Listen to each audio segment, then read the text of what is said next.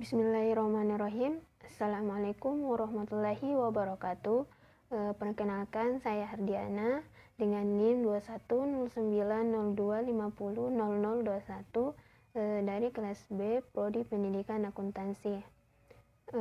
Di sini saya akan mempresentasikan mengenai materi perencanaan remedial dan pengayaan, di mana materi ini merupakan materi dari mata kuliah perencanaan pengajaran bidang studi akuntansi, di mana mata kuliah ini diampu oleh Ibu Farjirani Aziz SPD MSI. Baik, langsung saja. Di sini ada beberapa pokok pembahasan, di mana untuk materi perencanaan remedial terdapat 4 pokok pembahasan yang akan saya bahas, yaitu yang pertama hakikat pembelajaran remedial, kedua prinsip-prinsip program remedial, ketiga bentuk kegiatan remedial, yang keempat format perencanaan remedial. Kemudian untuk materi perencanaan pengayaan juga ada 4 pokok pembahasan, yaitu yang pertama hakikat pembelajaran pengayaan, kedua bentuk-bentuk pembelajaran pengayaan, ketiga materi pengayaan, dan format pembelajaran pengayaan. Baik, langsung saja ke materi pertama, yaitu perencanaan remedial, di mana materi pertama pokok pembahasan yang akan saya bahas yang pertama yaitu mengenai hakikat pembelajaran remedial.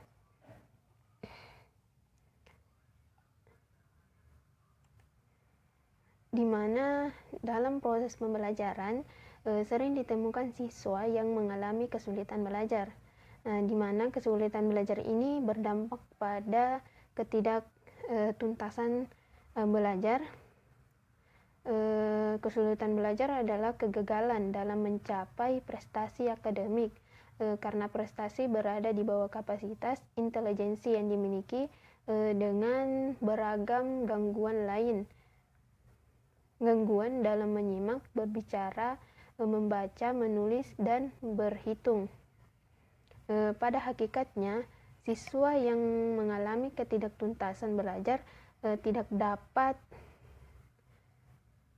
dapat dikatakan bodoh, karena setiap siswa membutuhkan jumlah waktu yang berbeda-beda untuk belajar. Nah, salah satu cara untuk mengatasi ketidaktuntasan belajar siswa adalah dengan penambahan waktu melalui pembelajaran remedial. Kemudian pembelajaran remedial merupakan layanan pendidikan yang diberikan kepada siswa untuk memperbaiki prestasi belajarnya sehingga mencapai kriteria ketuntasan yang ditetapkan.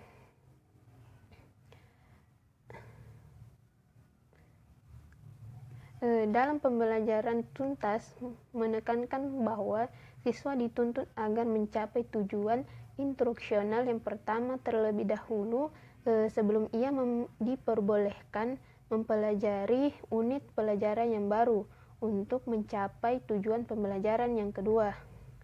Hal ini dikarenakan pengusahaan tujuan instruksional pertama merupakan persyaratan untuk tujuan instruksional kedua, dan seterusnya. Kemudian hal ini senada dengan hasil penelitian dari Skinner dalam Mukhtar Darusmini yang menyatakan bahwa secara ideal siswa baru boleh mempelajari materi pelajaran berikutnya apabila ia telah betul-betul menguasai isi pelajaran yang telah dipelajari, di mana penguasaan siswa terhadap materi yang diberikan dapat diketahui dengan memberikan tes formatif sebagai dasar umpan balik atau feedback. Siswa yang belum mencapai kriteria yang ditetapkan baik secara keseluruhan maupun pada tujuan tertentu dilakukan remedial. Dalam hal ini adalah remediasi berkelanjutan, di mana tes formatif dan remedial ini diberikan secara teratur dan kontinu serta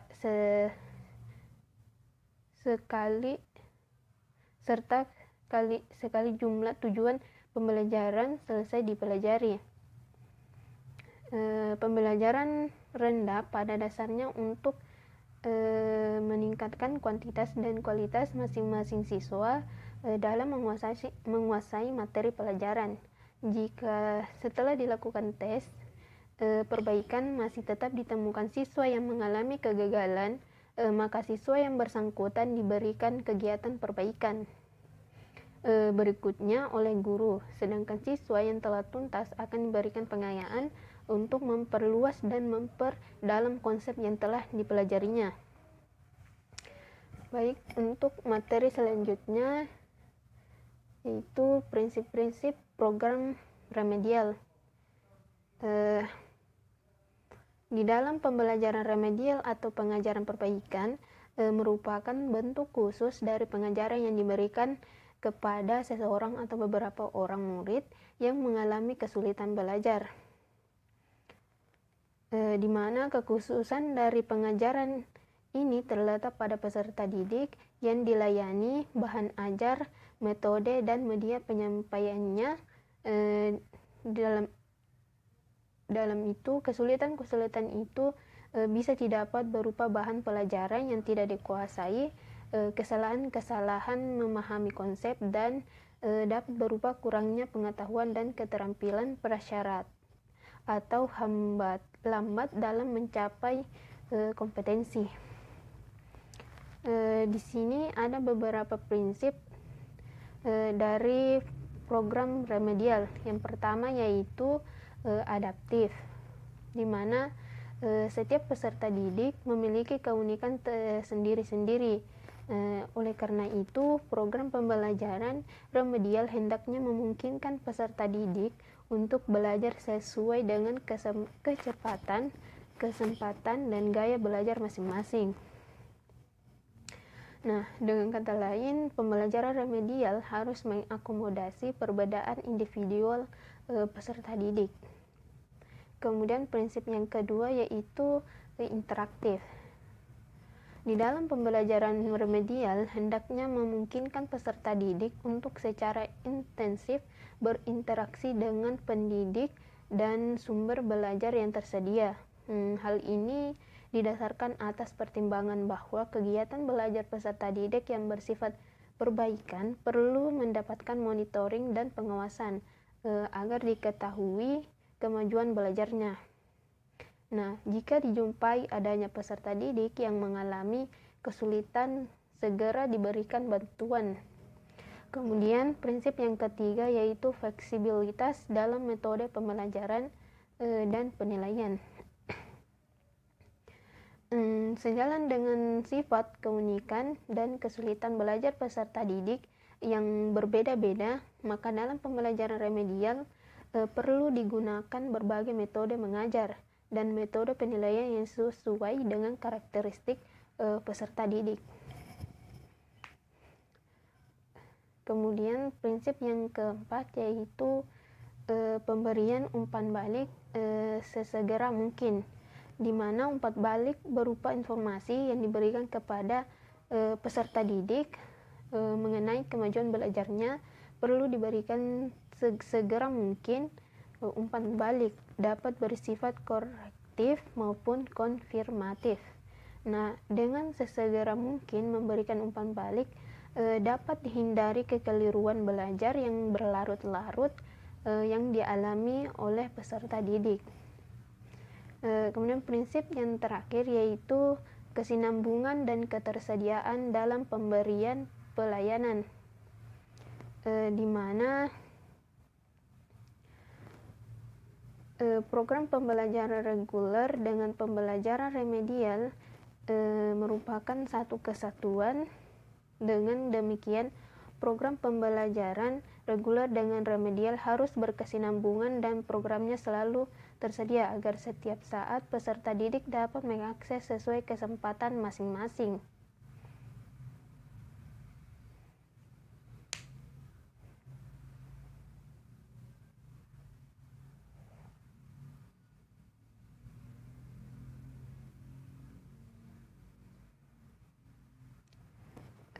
Kemudian bentuk kegiatan remedial. Materi selanjutnya yaitu bentuk kegiatan remedial, di mana ada 4 bentuk kegiatan remedial menurut Majid 2008, di mana bentuk yang pertama yaitu memberikan tambahan penjelasan atau contoh, di mana peserta didik kadang-kadang mengalami kesulitan memahami penyampaian materi pembelajaran untuk mencapai kompetensi yang disajikan hanya sekali.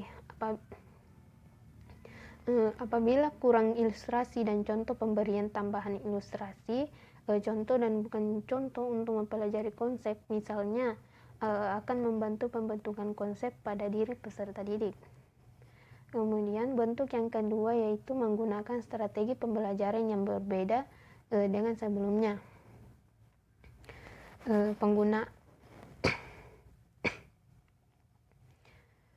Penggunaan alternatif berbagai strategi pembelajaran akan memungkinkan peserta didik dapat mengatasi masalah pembelajaran yang dihadapi.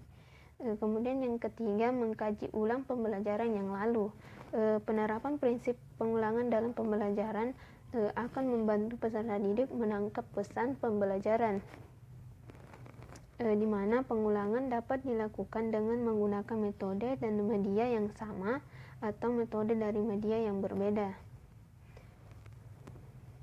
Kemudian bentuk yang terakhir yaitu menggunakan berbagai jenis media. Penggunaan berbagai jenis media dapat menarik perhatian peserta didik. Perhatian memegang peranan penting dalam proses pembelajaran. Semakin memperhatikan, hasil belajar akan lebih baik. Namun, peserta didik seringkali mengalami kesulitan untuk memperhatikan atau berkonsentrasi dalam waktu yang lama. Agar perhatian peserta didik terkonsentrasi pada materi pelajaran, perlu digunakan berbagai media untuk mengendalikan perhatian peserta didik.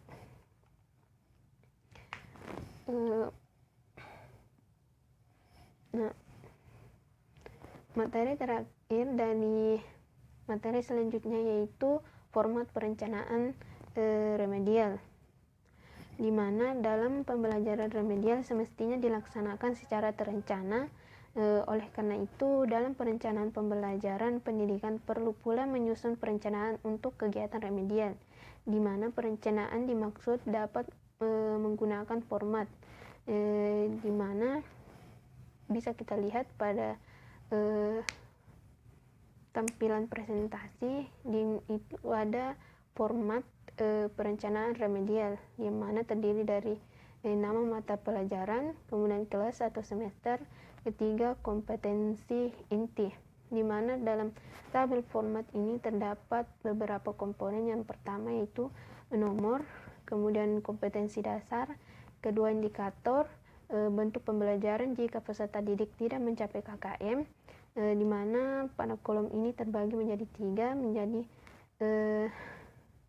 20% belajar individual, kemudian 20% sampai 50% belajar kelompok, 50% belajar ulang. Kemudian juga ada kolom penilaian dan ketuntasan belajar kompetensi dasar.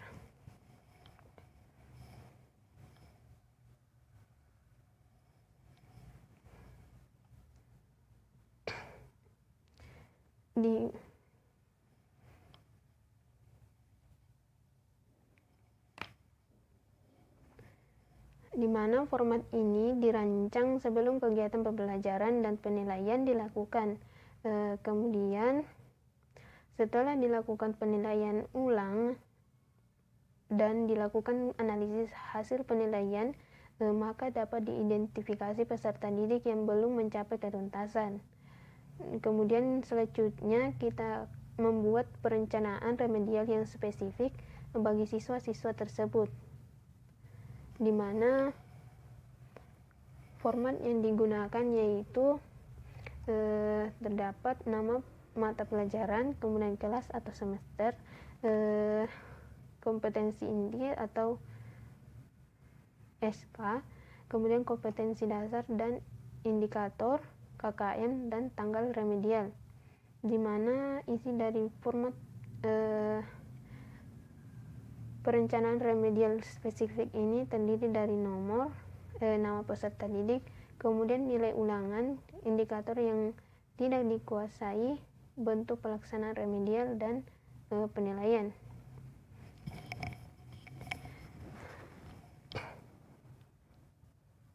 Baik, kemudian saya akan masuk ke materi yang kedua mengenai perencanaan pengayaan,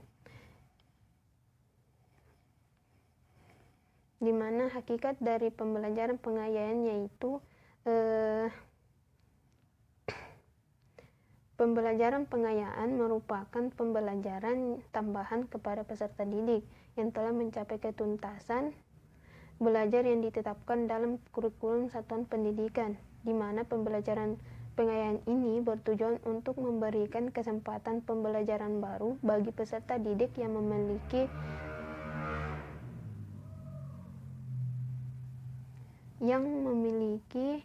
kelebihan sedemikian rupa sehingga mereka dapat mengoptimalkan perkembangan minat dan kecakapannya.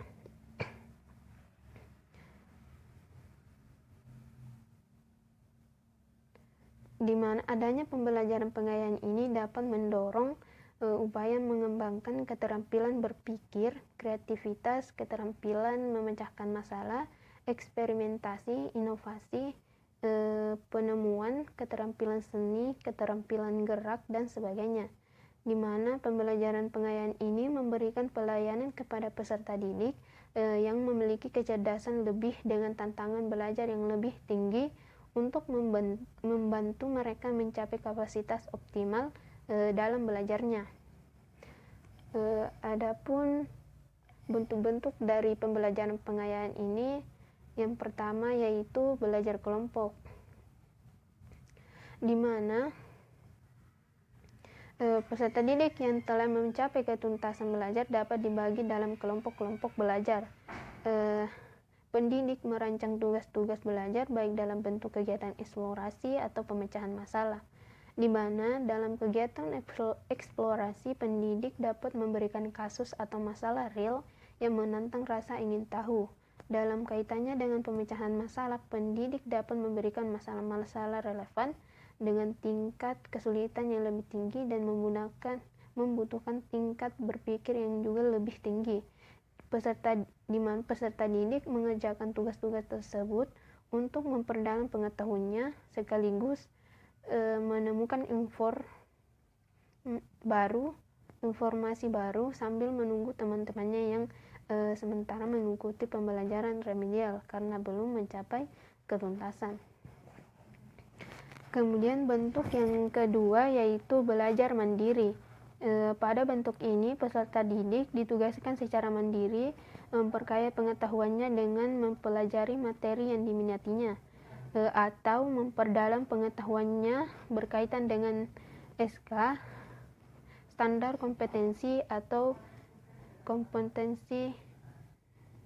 standar kompetensi dan kompetensi dasar yang telah dipelajari. Pendidik dapat pula memberikan problem untuk diselesaikan oleh peserta didik secara individual. Kemudian bentuk yang terakhir yaitu pembelajaran berbasis tema.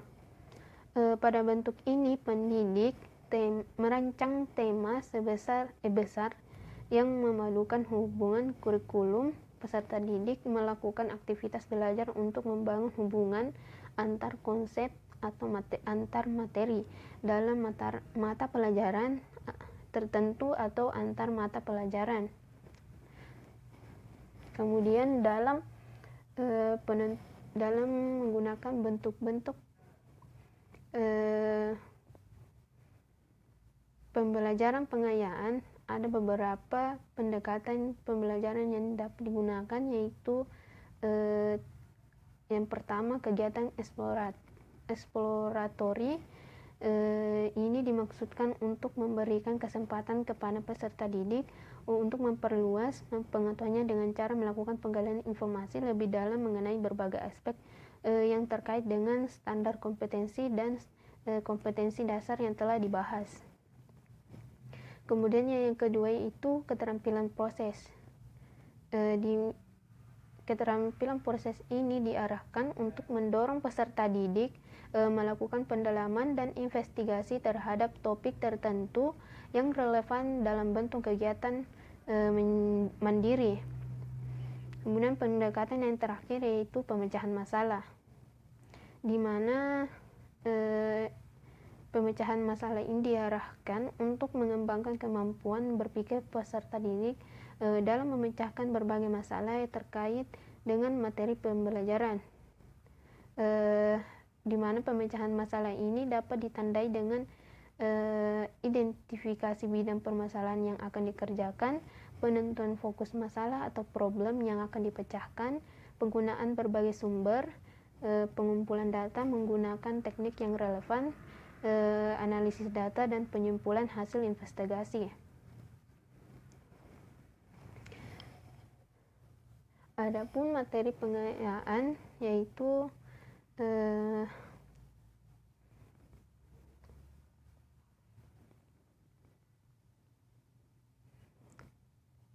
materi yang diberikan harus relevan dengan kompetensi dasar yang telah dipelajari,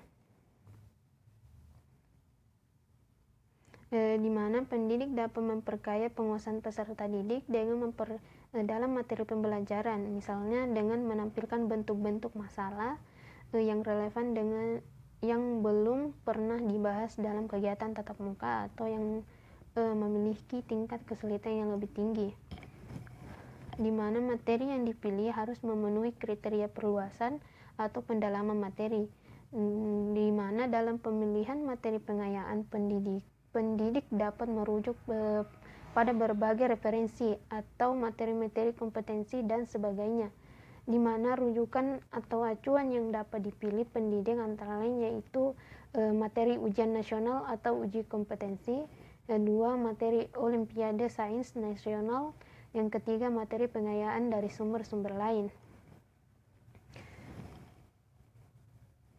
Kemudian materi yang terakhir yaitu mengenai format perencanaan pembelajaran pengayaan. Pembelajaran pengayaan semestinya dilakukan secara terencana. Oleh karena itu, dalam perencanaan pembelajaran pendidik perlu pula menyusun untuk kegiatan pengayaan, di mana format dari perencanaan pengayaan itu terdapat mata pelajaran, kemudian kelas atau semester, kemudian kompetensi inti atau standar kompetensi, di mana isi dari format pembelajaran pengayaan yaitu terdapat nomor, kompetensi dasar, indikator, materi pembelajaran diambil dari soal-soal ujian nasional, soal materi OSN, dan sumber lain. Baik, mungkin itu saja yang bisa saya presentasikan mengenai perencanaan remedial dan pengayaan. Mohon maaf apabila ada perkataan yang kurang jelas, mohon dimaafkan. Saya akhiri. Wassalamualaikum warahmatullahi wabarakatuh.